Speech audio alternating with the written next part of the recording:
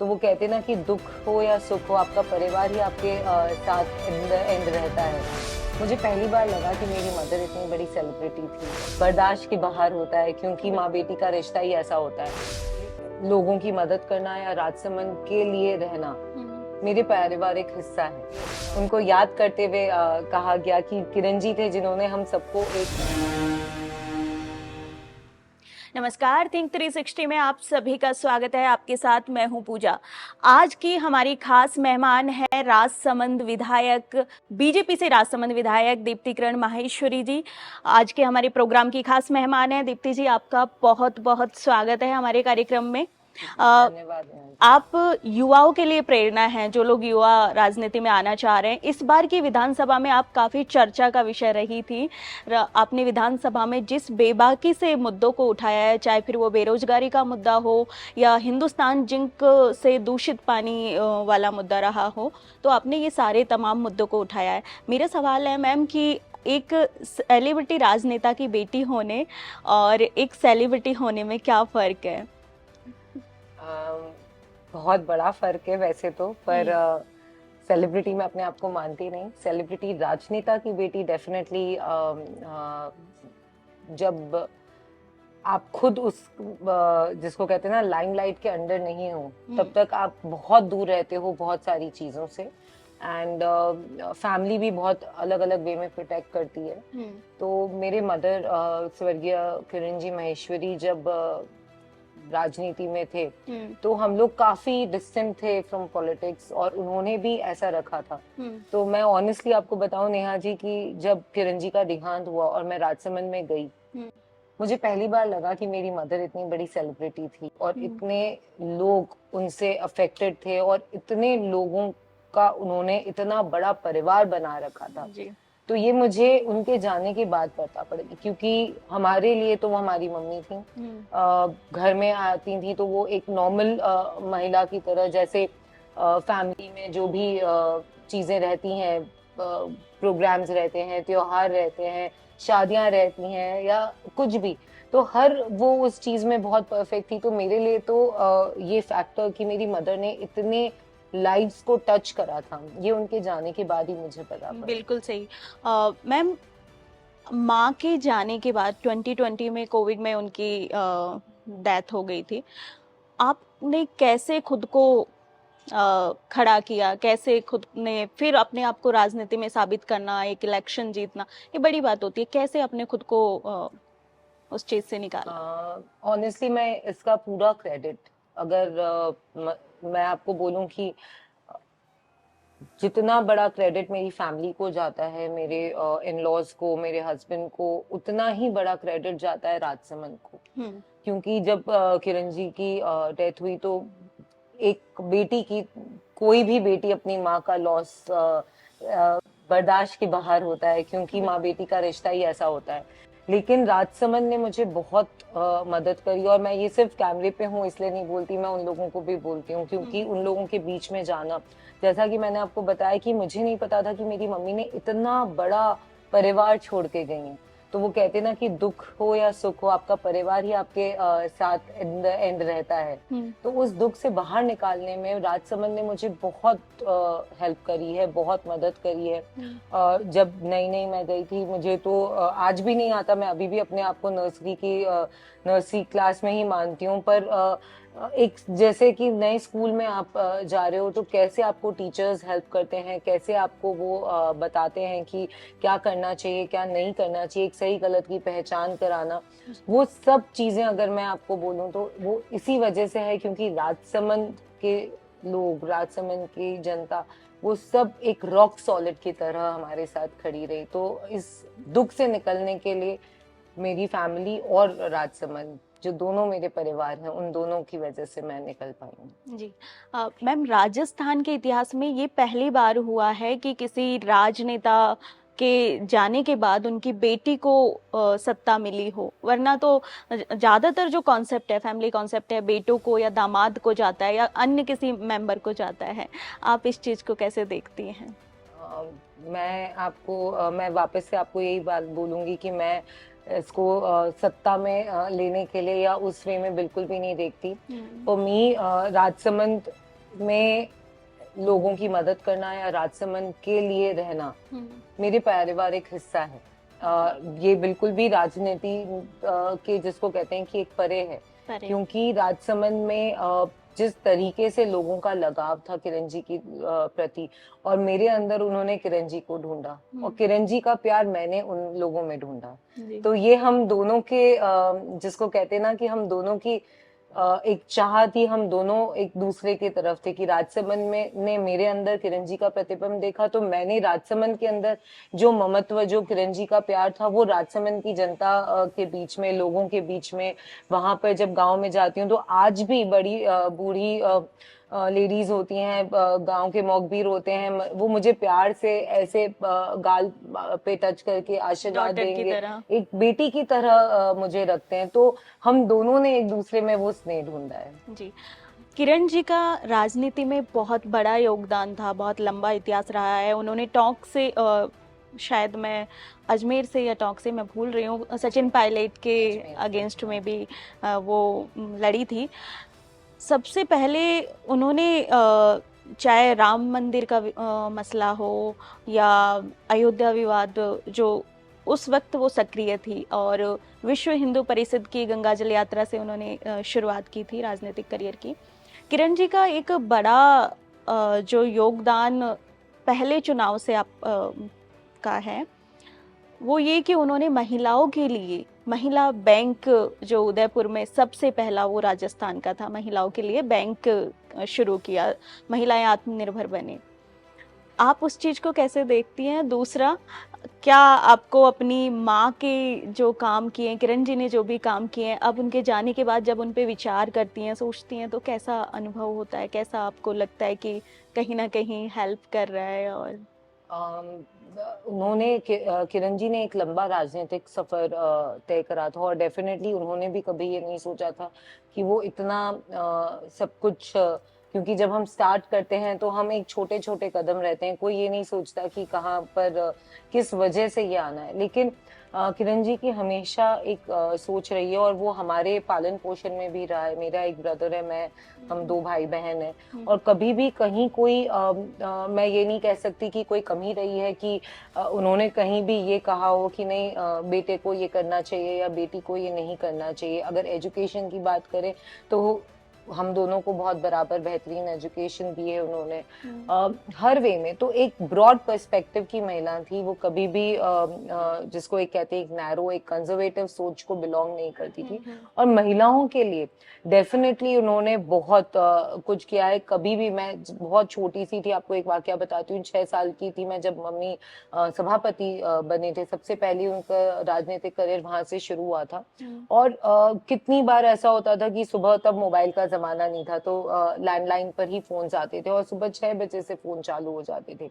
लेकिन कोई भी महिला हमारे यहाँ आई, ऐसा नहीं होता था कि उन्होंने उनकी बात नहीं सुनी हो या उनसे उनका काम नहीं करा हो, जिस वजह से वो बहुत जुड़ाव हो गया है। और महिलाओं के बीच में लगातार इतने लंबे समय में तक काम करना, महिला समृद्धि बैंक से शुरुआत करें, उसके बाद वे प्रदेश अध्यक्ष रही महिला मोर्चा की, राष्ट्रीय अध्यक्ष रही महिला मोर्चा की, तो एक लंबे समय तक उन्होंने काम करा। और महिला मोर्चा में भी जब वे काम करती थी तो अभी एक अधिवेशन हुआ था, उसकी मैं भी वीडियो सुन रही थी, उसमें उनके लिए, उनको याद करते हुए कहा गया कि किरण जी थे जिन्होंने हम सबको एक करा था। गंगा जल यात्रा हो, विश्व हिंदू परिषद के बाद राष्ट्रीय अध्यक्ष जब वे थी तो उन्होंने एक गंगा आरती का करा था, जिसमें सारे महिलाएं एकत्रित हुई थी। तो महिलाओं को लेकर डेफिनेटली उन्होंने एक लंबे समय तक काम करा, और उनको किस तरीके से आप उनको बढ़ा सकते हैं, प्रॉस्पर कर सकते हैं। एक खुशी बैंक उन्होंने भारत विकास परिषद के साथ चालू किया, जिसमें महिलाएं काम करती हैं, और आप कोई भी अपने बच्चों के लिए एक सब्सिडाइज उस पे चीजें लेके जा सकता है। तो ऐसी कितनी इनोवेटिव चीजें उन्होंने करी है, और एक उनकी जो सोच थी वो हमेशा कुछ न कुछ नया करने की थी। तो मैं वो भी कहूंगी कि जो ये महिला कोऑपरेटिव बैंक जिस बारे में आप बात कर रही हैं, तो वो कहीं ना कहीं इस सोच से है कि वो कभी भी कोई पुरानी, कभी हमेशा ओपननेस कि नई चीजें आ सके, नई चीजें क्या कर सके। लंबा विजन था उनका। राजसमंद के अंदर किस तरीके से हमें पैनोरमा अगर होगा तो कैसे होगा, कोई भी काम अगर वो हाथ में ले लेती थी तो निटिग्रिटीज तक जाना कि परफेक्शन कैसे आ सकता है, उसमें 100% कैसे दे सकते हैं। तो वो उनका एक सोच थी, एक विजन था, और बिना विजन के उन्होंने कभी भी कोई काम नहीं करा है, चाहे वो कुछ भी हो। हमें मोटिवेट करती रहती थी। मेरी शादी हुई एक बिजनेस फैमिली में, और मैं राजनीति से पहले एक हाउसवाइफ थी, और हमेशा वो मुझे बोलती थी कि चलो तुम्हें अगर काम नहीं करना है, बिकॉज हमारे पास भी 100 रीजंस होते हैं, अभी बेबी है, अभी छोटा है, अभी हमारी रिस्पॉन्सिबिलिटीज दूसरी है, जॉइंट फैमिली में रहते हैं, सारी चीजें। कोई बात नहीं, पढ़ाई करो, पढ़ो, पीएचडी करो, लॉ करो, कुछ तो करो। एवरी टाइम मतलब उनका एक वो मोटिवेशन रहता था कि नहीं, आप कुछ और भी आपको करना बहुत जरूरी है लाइफ में। तो उनका इस तरीके से हमेशा रहता था। मैं उसको कैसे देखती हूँ, डेफिनेटली मैं बहुत अपने आप को गौरवान्वित समझती हूँ। भगवान की असीम अनुकंपा है कि मैं इतने अच्छे परिवार में जन्म लिया मैंने, जिसमें मेरे बोथ पेरेंट्स, मेरे मम्मी और मेरे पापा दोनों ने हमें इतनी अच्छी शिक्षा दी, इतनी अच्छा एक एनवायरनमेंट रखा, और अच्छे संस्कारों में पला बढ़ा। लेकिन कहीं ना कहीं बहुत डर लगता है, एक कांस्टेंट डर रहता है मन में कि इतने बड़े नाम को मैं कहीं कुछ ऐसा ना कर दूं, कि कहीं कुछ ऐसा ना कर दूं कि मैं उनका नाम कम करूं। अगर हम कुछ अच्छा नहीं कर सके उनका नाम बढ़ाने के लिए, तो एटलीस्ट उनका कमाया हुआ नाम जो उन्होंने इतनी मेहनत से कमाया, उसको हम कम नहीं कर दें। जी जी। तो जब वो पहली बार पॉलिटिक्स में आई थी, इलेक्शन जीता था, आपने कुछ चेंजेस देखे थे? लाइक अब वो एक राजनेता बन गई हैं और दूसरी तरफ माँ हैं, तो बच्चों के लिए कैसे टाइम दे रही हैं और राजनीति में किस तरह से? जैसा कि मैंने आपको पहले भी बताया कि उन्होंने कभी भी हमें ये लगा ही नहीं। दुनिया के लिए किरण जी महेश्वरी कैबिनेट मिनिस्टर थी, हमारे लिए हमारी मम्मी थी। इनफैक्ट जब वो कैबिनेट मिनिस्टर थी तो मैंने अपने बेबी को like I given birth to my child, और जो भी जितनी भी हमारे यहाँ पर घर की वो होती है, घर का खाना बनाना और पूरा जापा करना, और 40 डेज तक ये ऐसे करना है, एवरीवेयर शी वाज देयर। तो हमें तो कभी लगा ही नहीं कि वो राजनेता थी। तो मैं 6 साल की थी जब वो सभापति बनी, और उसके बाद से जो उनका करियर पूरा रहा, तो जैसे हर वर्किंग मदर होती है हमारे लिए, वो एक वर्किंग मदर थी, एनी अदर मदर की तरह हमारे लिए भी वो थी। तो कभी भी हमें तो ये फील ही नहीं हुआ कि कोई नेता है हमारी मम्मी या कुछ भी। इनफैक्ट बहुत कोसों दूर रखा उन्होंने हमें, बहुत प्रैक्टिकल, बहुत जिसको कहते हैं कंफर्टेबल एनवायरनमेंट में, और इन सब चीजों से काफी दूर रखा। प्रोफेशनल और पर्सनल लाइफ बिल्कुल अलग रखा। जी, जी। अब आप भी राजनीति में सक्रिय हैं और बेबाकी से सवाल दागने के लिए आप जानी जाती हैं। यंग चेहरा है, लोगों के लिए इंस्पिरेशन भी है। अभी आपका बेटा भी है, तो राजनीति और पर्सनल लाइफ दोनों को कैसे बैलेंस करती हैं? महिला भी बिल्कुल इजी नहीं है। मैं बिल्कुल इस कैमरे पे ये झूठ नहीं बोलूंगी कि बहुत आसान होता है, हो जाता है मैनेज, चीजें हो जाती है, ऐसा बिल्कुल भी नहीं है। बिकॉज आपने ये बात बोली कि यंग लोग जो आना चाहते हैं या कोई भी काम करना, for a female it is never easy. इसलिए इजी नहीं होता क्योंकि हमें हमारा वर्क लाइफ बैलेंस करना बहुत इम्पोर्टेंट होता है। एक कांस्टेंट गिल्ट रहता है एक मदर को कि अरे मैंने मेरे बेबी के साथ, बच्चे के साथ ये काम रह गया, या उसके पीटीएम में हम नहीं जा पाए जहाँ पे सब मदर्स होती हैं, या कितनी कभी एनुअल फंक्शन भी मिस करा होगा, तो कभी कोई इम्पोर्टेंट उसका वो रहा होगा, तो एक गिल्ट मन में रहता है कि वहां पर नहीं जा पाए क्योंकि यहाँ पर कुछ इम्पोर्टेंट चीज था। लेकिन वो बैलेंस करना बहुत इम्पोर्टेंट है, डील ब्रेकर्स बहुत इम्पोर्टेंट है। अगर मैंने किरण जी से कुछ सीखा है तो एक ये बहुत बड़ी बात सीखी है कि किस तरीके से आप अपनी लाइफ को प्रायोरिटाइज करें और टाइम को किस तरीके से मैनेज करें। Every day is a challenge. बिल्कुल इजी नहीं होता है, बिल्कुल ऐसा नहीं होता है कि हाँ सब कुछ सही है और हम एक तरफ ध्यान दें तो दूसरी तरफ नहीं दें, पर एक कोपिंग मैकेनिज्म होना बहुत जरूरी है। और वो कोपिंग मैकेनिज्म ऐसा होता है कि कहाँ पे बच्चे को किस चीज की जरूरत है उसको वो पहले दे दें, उसके बाद हम चीजों को करें। जॉइंट फैमिली में रहती हूँ तो चीजें आसान होती है, लेकिन डील ब्रेकर क्या है, प्रायोरिटाइज करें कि किस तरीके से कहाँ पर आपका ही होना जरूरी है और कहाँ पर वो सिचुएशन किसी और के हैंडल करने से भी हैंडल हो जाएगी। तो वो एक बैलेंस करना बहुत इंपॉर्टेंट होता है। किरण जी ने हमेशा वो करा है। मैं आपको बता रही हूँ कि मुझे कभी भी नहीं लगा कि वे कोई राजनेता है, क्योंकि जब जब हमें उनकी जरूरत थी वो हमेशा वहां पर थी, भली वो कोई भी प्रवास। एंड ऑनेस्टली मुझे आज लगता है वो कैसे कर लेती थी, क्योंकि मुझे तो राजसमंद और अपने फैमिली इन दोनों में ही एक बैलेंस बनाने में every day there is a struggle कि सुबह 7 बजे निकलते हैं, there are times I am coming back at 11. There are times I tell all my people in Rajsamand that my son is going to grow up and मैं भूल ही जाऊंगी कि वो कैसे, मतलब वो मुझे उस वे में देखेगा भी नहीं, लेकिन फिर वापस एक नया दिन होता है। बच्चे भी समझते हैं, दर्श भी, my son his name is दर्श, वो भी सपोर्ट करता है कि नहीं मम्मा कोई बात नहीं, आप ये कर लो फिर मेरे साथ ये रह लेना। तो ये जितनी चीजें हैं सबके लाइफ में होती है, और किरण जी ने भी इस बैलेंस को बहुत अच्छा करा। मैं भी कोशिश कर रही हूँ कि उतना ही अच्छा कर पाऊँ, एटलीस्ट मेरा सन बड़ा होए तो वो ये ना बोले कि नहीं मम्मी ने मेरी तरफ ध्यान नहीं दिया। अच्छा, आप शेयर करती हैं बेटे से कि क्या क्या? मैं बिल्कुल शेयर करती हूँ। ऑफ कोर्स डिटेलिंग्स नहीं होती है उसके अंदर, बट उसका रात में जब भी मतलब घर पहुंचते हैं तो आधे घंटा वो बताता है कि उसका डे कैसा रहा और मेरा डे कैसा रहा। अच्छा रहता है तो आई टेल हिम कि आज बहुत अच्छा रहा, गंदा रहा तो अच्छा क्या हुआ, चलो ठीक है आपकी तो राजसमंद में होता ही रहता है। Then he starts with, he is a chit chatter, तो वो ही बोलता है। मैं कम शेयर करती हूँ लेकिन डेफिनेटली पार्ट रहते हैं, हम एक दूसरे से पूरी बात करते हैं। अच्छा, तो आप खुद के लिए कैसे समय निकालते हैं? क्योंकि अभी क्या मतलब वैसे भी बहुत बिजी शेड्यूल रहता है, और अब आप बेबी छोटा है और बहुत सारी चीज़ें जैसे अभी आपने बताई थी, ये सारी चीज़ें हैं, उसमें उसके बाद खुद के लिए समय निकालना, तो निकाल पाती हैं, नहीं निकाल पाती? खुद का समय तो कुछ होता ही नहीं है। इट्स ऑल योर माइंडसेट कि आपको खुद के लिए क्या करना है। सबसे इम्पोर्टेंट ये होता है कि आप जो कर रहे हैं उसमें पीस होना इम्पोर्टेंट है, और आपको एक मन में शांति, एक contentment in whatever you are doing. तो जो खुद के लिए समय अगर आप कहो तो किसी को उसके लिए कंटेंटमेंट की खुद के लिए समय किसी के लिए होगा कि हम अकेले रूम में बैठे, वी वॉच नेटफ्लिक्स, या हम फ्रेंड्स के साथ जाएं तो वो खुद का समय होता है।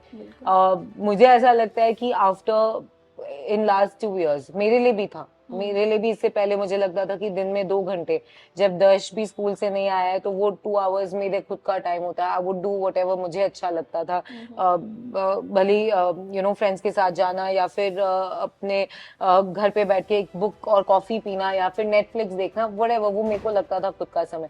लेकिन आज जब मैं बात करूँ कि खुद का समय क्या होता है, तो मुझे लगता है कि प्रायोरिटीज आपकी चेंज हो जाती है। मेरे लिए अब खुद का समय कि मैं, मेरे हस्बैंड और दर्श बैठकर लूडो खेल लें, ऊनो खेल लें, वो हमारा फन टाइम होता है। कि वो मेरे लिए एक जिसको कहते हैं ना स्ट्रेस रिलीवर होता है, कि हम लोग बैठे हैं तो या तो ऊनो खेलेंगे या लूडो खेलेंगे या चेस खेलेंगे या बैडमिंटन खेलेंगे। दैट इज माय खुद का समय अब, कि हम तीनों मिलकर कुछ एक्टिविटी एज अ फैमिली करें। दैट इज माय खुद का समय। तो ये जब टाइम मिल जाता है तब कर लेते हैं, या फिर इसके लिए कुछ फिक्स है कि चलो संडे करेंगे या मंडे करेंगे? जैसे टाइम मिल जाता है, जब टाइम मिल जाता है, वी फाइंड आउट टाइम, हम लोग डेफिनेटली कहीं चले जाएंगे या कहीं बैठेंगे, घर पर खेलेंगे।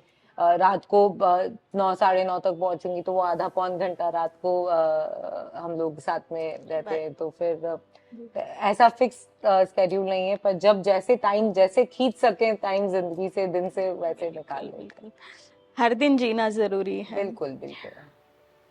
अभी जैसे हेल्थ भी इम्पोर्टेंट है बहुत बिजी शेड्यूल में, तो आपका जो जगने का और उससे सुबह ऑफिस जाने का क्या रहता है? बहुत ही डिफिकल्ट क्वेश्चन आपने करा है, क्योंकि health is the last priority of a women. Always it is. कोई भी महिला से आप पूछो, वो हाउसवाइफ होगी, वो सीईओ होगी या वो राजनेता होगी, वो बोलेगी हेल्थ तो सबसे लास्ट में आती है। क्योंकि आपकी जो लिस्ट बनी होती है कि फैमिली है, उसके बाद आपका वर्क है, उसके बाद आपकी रिलेटिव्स हैं, उसके बाद आपके सोशल सर्कल है, फिर आपके फ्रेंड्स है, और फिर कहीं हेल्थ उस लाइन में, उस पिरामिड में आता है। महिलाएं तो दूसरों के बारे में ज्यादा बिल्कुल बिल्कुल कि उनके ये अच्छा हेल्दी बना दें। मेरे लिए मैं आपको बताऊं, जब भी टाइम मिलता है तो मैं वॉक के लिए जाना प्रेफर करती हूँ। तो मॉर्निंग में अगर कभी मॉर्निंग का स्केड्यूल नहीं है तो I like to go for a walk. चले गए वॉक पे या साइकिलिंग पे चले गए। On a regular basis health में आई ईट माइंडफुली, और 6 o'clock के बाद मैं नहीं खाती। इंटरमिटेंट फास्टिंग में बिलीव करती हूँ, तो after 6 I don't eat till 10 in the morning। तो ये फिक्स है कि मैं नहीं खाऊंगी। तो आफ्टर 6 in the evening? या after 6 in the evening till 10 o'clock in the morning। So वो 16 hours का फास्टिंग आई डू, क्योंकि कॉन्शियस तो मतलब we are very young, and in fact politics में आने के बाद मैंने अच्छा खासा 12 to 15 किलो वेट गेन करा था, बिकॉज इतना स्ट्रेसफुल लाइफस्टाइल हो गया था। रात को लेट आना, देन खाना खाना। तो one has to be mindful. There is no easy way of success. I am not blessed. मैं बिल्कुल blessed नहीं हूँ कि मैं कुछ भी खाऊं तो चल जाता है, and all that. One has to work hard. One has to do what one has to do. Right. आप खुद की पसंद के लिए, जैसे आपने बताया, क्या आपकी पसंद है? एक तो खेलना हो गया, और मेरा I think favourite pass time है बॉलीवुड मूवीज देखना। वो मेरे को बहुत पसंद है। मैं, मेरा बेटा और मेरे हस्बैंड, हम तीनों संडेज के दिन वो फिक्स है हमारा कि हम कोई एक मूवी जरूर देखेंगे, वो घर पे या hall. So that is something I really like. उसके अलावा मुझे इंटरेस्टिंग आर्टिकल्स पढ़ना और मोटिवेशनल जिसको कहते हैं ना, एक स्पीचेस सुनना, लोगों को फॉलो करना, जो अच्छे स्पीकर्स हैं उनको सुनना, राजनेताओं को सुनना। मोदी जी के अगर भाषण हुए, स्मृति ईरानी जी के, ऐसे कितने जनों के मैं सुनती हूँ जो मुझे बहुत अच्छे लगते हैं, सो दैट हम भी उनसे सीख सकें कि किस तरीके से डिलीवर करना चाहिए। तो definitely I think one of the past times are these only. कि बॉलीवुड में फेवरेट एक्टर एक्ट्रेस कौन है आपके? ऐसा कोई भी नहीं है, अब तो कोई भी नहीं है, बट आई थिंक मैं छोटी थी तो मुझे करिश्मा कपूर बहुत पसंद थी, और अब इतने सारे आ गए हैं, एंड हर जना बहुत अच्छा है कैरेक्टर वाइज। बिल्कुल, अब कैरेक्टर्स पसंद आते हैं, बट अब हीरो। बिल्कुल। राइट। ओके, और बॉलीवुड सॉरी पॉलिटिक्स में आप किसे आइडल मानती हैं? मतलब चाहे वो लेट कोई पॉलिटिशियन हो या मैं आपको बताऊं, हर जने से कुछ ना कुछ सीखना चाहिए, और हर जने कुछ ना कुछ सिखा सकता है, और आपको क्या अच्छा लगे उनमें से वो आपको उनसे जरूर सीखनी चाहिए। तो मैं आपको ये बात बोलूंगी कि कोई एक पर्टिकुलर नाम नहीं है मेरे पास, पर मैं बहुत जनों से बहुत कुछ अलग अलग चीजें सीखती हूँ। अगर मैं किरण जी के आदर्शों से सीखूं, तो जिस तरीके से उन्होंने वर्क लाइफ बैलेंस करी, कि शी वाज प्रेजेंट एवरीवेयर। मुझे नहीं पता कैसे, क्योंकि मैं किसी से भी बात करूं, हमारे यहाँ पर किरण जी आएंगे तो मुझे लगता था कि यार फैमिली को भी तो हर फंक्शन में वो आती थी, फिर इनके यहाँ भी गई, इनके यहाँ पे भी गई, और हमारे लिए भी टाइम निकाल दिया। बीइंग अ वुमेन आल्सो घर का भी रिस्पॉन्सिबिलिटी पूरा होता है आपके पास, तो वो वर्क लाइफ बैलेंस अगर मैं उनसे सीखूं, तो मैं अटल बिहारी जी वाजपेयी की द वे वो अपनी बात को इतनी सहजता से रखते थे, तो फिर मैं स्मृति ईरानी से किस तरीके से एग्रेशन से आप अपने बोल्डनेस से आप अपनी बात रख सकते हो, और फिर नरेंद्र मोदी जी से कि आपको हर चीज में इंटरेस्ट है और हर चीज में नॉलेज है, और इनोवेशन आपकी प्रायोरिटी है लाइफ की, कि आप यंग बच्चे से बच्चे की तरह बात कर लेते हैं, आप बड़ों से बड़ों की तरह बात कर लेते हैं, आप प्रधानमंत्री हैं और इसके बावजूद आपको इतनी शार्प मेमोरी आपकी कि आप सब जनों से बात कर लेते हैं। तो हर व्यक्ति से आप कुछ ना कुछ सीख सकते हैं, ऐसा कोई भी नहीं है जिससे आप नहीं सीख सकते। तो पॉलिटिक्स हो या आपकी पर्सनल लाइफ हो, आप बहुत कुछ हर जने से सीख सकते हैं, बस आपको वो सीखने की इच्छा होनी चाहिए। मैंने देखा बच्चे आपके साथ बहुत सहज हैं, जैसे आप अपनी विधानसभा क्षेत्र में जाते हैं तो वो आपको कुछ बताते हैं कि उनके लिए क्या करना है, या कुछ वो कोई शिकायत करते हैं किसी तरीके की कि हमारे लिए ऐसा होना। ऐसा बिल्कुल भी नहीं है। आई थिंक बच्चे मेरे साथ सहज नहीं है। मैं बच्चों के साथ बहुत नहीं, बहुत मुझे ना स्ट्रेस फ्री कर देते हैं बच्चे। अच्छा। तो मैं जब कॉन्स्टिट्यूंसी में जाती हूँ और बच्चों का ग्रुप होता है तो उनसे इंटरेक्शन करना मेरे लिए स्ट्रेस फ्री होता है। और बच्चे इकलौते होते हैं जो कोई शिकायत नहीं करते। वो इसलिए खुश हैं कि आपने उनसे बात करी, उनको कार में घुमा दिया, मतलब यू नो चॉकलेट्स ले गए। बहुत छोटी छोटी चीजें होती है जिससे बच्चे खुश हो जाते हैं। तो मेरे लिए तो मेरे विधानसभा के बच्चों के साथ वो मेरा ना स्ट्रेस रिलीवर, वो मेरा मी टाइम है। जो आप पूछ रहे हो ना कि आपका मी टाइम, तो मेरे पूरे दिन में मेरी कॉन्स्टिट्यूंसी में उन बच्चों के साथ मेरा मी टाइम। हम किसी के घर पे मिलने जाते हैं, बच्चे होते हैं तो उनके साथ खेल लो 2 मिनट, तो आप अपने आप स्ट्रेस रिलीफ हो जाते हो। बच्चों की स्माइल ही आपको एक पॉजिटिव लाइट दे देती है।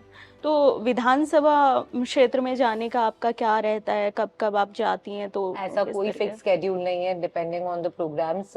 मैं वीक में 6 डेज अमूमन विधानसभा में ही होती हूँ। और नेचुरली अगर जयपुर में या कहीं कोई और काम है तो बाहर जाते, बाकी तो विधानसभा में ही होती हूँ। और कोई फिक्स स्केड्यूल नहीं, कभी सुबह 6 बजे से भी दिन शुरू होता है, रात को 12 भी बजते हैं, कभी 10 बजे निकले तो 5 बजे भी घर पहुंच जाते। तो डिपेंड करता है कि आपकी किस तरीके के कार्यक्रम हैं और कहाँ कहाँ आपको स्केड्यूल के हिसाब से। आई डोंट थिंक सो कि कोई भी नेता ये कह सकता है आपको कि हमारी 9 to 5 जॉब है। और 11 बजे आने के बाद भी फोन्स बंद नहीं होते, सो मोबाइल्स आर नेवर ऑफ। तो वो 24 आवर जॉब ही है आपकी, 24/7, राइट। सो मैंने देखा ट्विटर पे भी आप काफ़ी कविताएं लिखने का और उसको उस तरीके से प्रेजेंट करने का, जैसे एक थार वाली जो आपने था, एक बड़े बोल्डनेस तरीके से प्रेजेंट करना एंड लिखना। तो कोई आपके फेवरेट कवि हैं जो आपको इंस्पायर करते हैं? ऐसे टाइम कई बार होता है ना, पॉलिटिशियंस, सेलिब्रिटीज, इन सबको अच्छा और बुरा सारे कमेंट सुनने पड़ते हैं। उस वक्त में आप खुद को मोटिवेट करने के लिए कि अब इस चीज से निकलना, कई बार बहुत ज्यादा चीजें हो जाती हैं। मैं आपको बता रही हूँ, सबसे बेस्ट मोटिवेशनल स्पीकर्स अगर कोई आपकी लाइफ में होते हैं ना, तो वो बच्चे होते हैं। किसी भी बच्चे से आप इंटरेक्ट कर लो, आपकी स्ट्रेस यूं कम हो जाती है। क्योंकि क्या डिफरेंस है हमारे बचपन में और हमारे अडल्टहुड में? वो डिफरेंस यही है कि बच्चे सोचते नहीं थे और हम overthinking, that's the only difference I think. तो जब हम बच्चों से मिलते हैं, उनसे बात करते हैं, और लाइफ इतनी सिंपल होती है। उनकी ज्यादा से ज्यादा डिमांड ये है कि मम्मी आज चॉकलेट नहीं खिलाई, या हमें एक आइसक्रीम दिला दो। तो उनके साथ रहकर ऑटोमेटिकली, सो मेरे लिए अगर आप पूछो कि सबसे ज्यादा मोटिवेशन कौन देता है, तो बच्चे देते हैं। उनके साथ आप इंटरेक्ट कर लो, उनके साथ रह लो, ऑटोमेटिकली आपका लाइफ में से जो स्ट्रेस का क्वेश्चन है वो कम हो जाएगा। दूसरा, ओवरथिंक मैं बिल्कुल भी नहीं करती, कोशिश करती हूँ कि ना करूँ। देयर आर टाइम्स जो डिफिकल्ट होते हैं, कभी कभी हम बहुत ज्यादा वर्कड अप हो जाते हैं, इतना सब कुछ हो रहा है, कंटिन्यूअसली कुछ ना कुछ चलेगा। तो उस टाइम पे sit back, relax, put on music, अपने कानों में अच्छा म्यूजिक, कामिंग म्यूजिक चलाइए, वो सुनिए आधा घंटा, ऑटोमेटिकली आपका स्ट्रेस कहीं चला जाएगा। रही बात आप बता रहे हो ड्राइविंग करने की, तो ये सारी चीजें मेरी स्ट्रेस फ्री वाली उसमें आती है, बकेट लिस्ट में आती है। आई लव टू ड्राइव, मेरे को ड्राइव करना बहुत पसंद है। और अब मौके कम मिलते हैं, इसलिए जब भी मौका मिलता है तो मैं बिल्कुल कर लेती हूँ। ओके, अभी मैं आपसे पॉलिटिक्स से रिलेटेड कुछ पूछने वाले हूँ। उसमें ये सबसे पहले तो यही कि किरण जी ने सबसे पहले उदयपुर में राजस्थान की पहली महिला बैंक की शुरुआत की थी। उसके बाद से अब तक काफ़ी लंबा समय हो गया, लेकिन कहीं पे उस तरीके का इनोवेशन पूरे प्रदेश में हो जाना चाहिए था। अगर तब से करते तो महिलाएं कहीं ना कहीं एक अच्छा प्रेजेंटेशन होता उनका, बिजनेस से रिलेटेड हो या कहीं भी टॉप पे, वो अपने आप को आत्मनिर्भर उस तरीके से बना पाती, शायद तब किया जाता। आप इसमें क्या कमी मानती हैं? किसकी मंशा की कमी मानती हैं? या मैं बिल्कुल भी ये नहीं कहूंगी कि कहीं भी ये मंशा की कमी है। मैं ये कहूंगी कि जागरूकता की कमी डेफिनेटली आप ये कह सकते हैं कि कहीं ना कहीं महिलाएं भी जागरूक होने की बहुत जरूरत है। हम ये सोचें कि उसने हमारे लिए क्यों नहीं करा, हम खुद के लिए क्यों नहीं कर पाए। ये दो क्वेश्चंस में बहुत फर्क है। और हम अगर उसमें जाएं कि हम खुद क्यों नहीं कर पाए, अगर महिला समृद्धि बैंक, कोऑपरेटिव बैंक उदयपुर में शुरुआत हुई, तो इनिशिएटिव्स बहुत सारे जने मिलकर भी ले सकते थे। कोई उसमें जिसको कहते हैं ना, डिनायल नहीं होता है, लेकिन हमें इकट्ठा होना, एकत्रित होना बहुत जरूरी है उस चीज के लिए। महिलाओं में जागरूकता की जो एक कमी मैं आपको कहूंगी कि बहुत डिफर करती है कि उनकी नीड्स क्या है, और ये नीड्स हर गांव में चेंज हो जाती है, हर घर में चेंज हो जाती है। फिनेंसेस की होगी, मेरी नीड्स शायद किसी और चीज की होगी। तो ये दो बहुत अलग अलग, की बैंक का होना और महिलाओं का एम्पावरमेंट, ये बहुत दो अलग अलग चीजें हैं मेरे हिसाब से। महिलाओं के लिए चीजें डेफिनेटली जो पुराना जमाना था और आज है उसमें बहुत बड़ा एक अंतर है। पहले जिस तरीके से सोच थी पेरेंट्स की कि नहीं करना है, मतलब जल्दी से ये कर देंगे, शादी कर लेंगे, ये हो जाएगा, अब पेरेंट्स खुद बोलते हैं कि नहीं, आपका करियर क्या है, पहले आप बताओ। बहुएं लाते हैं तो ये पूछते हैं कि वेदर वो जॉब करती है या नहीं करती है, या क्या उसकी क्वालिफिकेशंस है। तो ये जिस तरीके से एजुकेशन बढ़ता जा रहा है, ऑटोमेटिकली ये सारी चीजें बढ़ती जाएंगी। तो बैंक का होना डेफिनेटली एक पूरा महिलाओं का एक सेक्टर बनता है, लेकिन राजीविका ऐसे कितने छोटे छोटी चीजें हैं जिनसे मदद आज भी मिलती है। कोऑपरेटिव सोसाइटीज हैं जिसमें महिलाओं को बहुत अच्छे से मदद मिलती है। छोटी राजीविकाज होती हैं जिसके अंदर महिलाओं का ही सेल्फ हेल्प ग्रुप होता है, वो आपस में एक दूसरे को मदद करती हैं, वो लेंड करती हैं। तो छोटे लेवल पर वो भी होता ही है अभी। मैम 15वीं विधानसभा पूरी हुई है, अभी चल रही थी, तो अब तक अभी का जो रेशियो है पूरे राजस्थान में लगभग 4 करोड़ महिलाएं हैं और राजनीति में उनका प्रतिशत करीब 7.5% है। मतलब शुरुआत से, आज़ादी के बाद से लेके अब तक राजस्थान में 120 महिला एमपी रही हैं और 1604 महिलाएं राजनीति में विधानसभा में रही हैं। महिलाओं का सिर्फ 7.5% भागीदारी होना, ये बराबरी को कैसे डिफाइन करता है? हम बात करते हैं इक्वालिटी की, तो महिलाएं कहाँ अभी भी? इक्वालिटी की बहुत डिफरेंट ये जॉनर्स हैं जो आप बोल रहे हैं। 7.5% बिल्कुल कम है। मैं आपको कहूँ कि 50% हर विधानसभा में अगर वोटर्स हैं तो 50% महिला है, और मैं तो उसको एडवांटेज की तरह देखती हूँ। मैं कहीं भी जाऊंगी तो मैं यही बोलती हूँ कि हम 50% हैं और रेस्ट जितने भी हैं वो 50% मिलकर हैं। तो हम लोग मिलकर अगर अपने आप अच्छा करेंगे, बोल्ड लीडर्स को आगे लाएंगे, तो डेफिनेटली बहुत अच्छा होगा उसके अंदर। और ये बहुत फैमिलीज और there are a lot of things जो महिलाओं के इसमें होती है जो आगे। आप, मैं तो यूथ की बात करूंगी, सिर्फ महिला भी नहीं। आप बताओ कितना यूथ ये कहता है कि मुझे पॉलिटिशियन बनना है।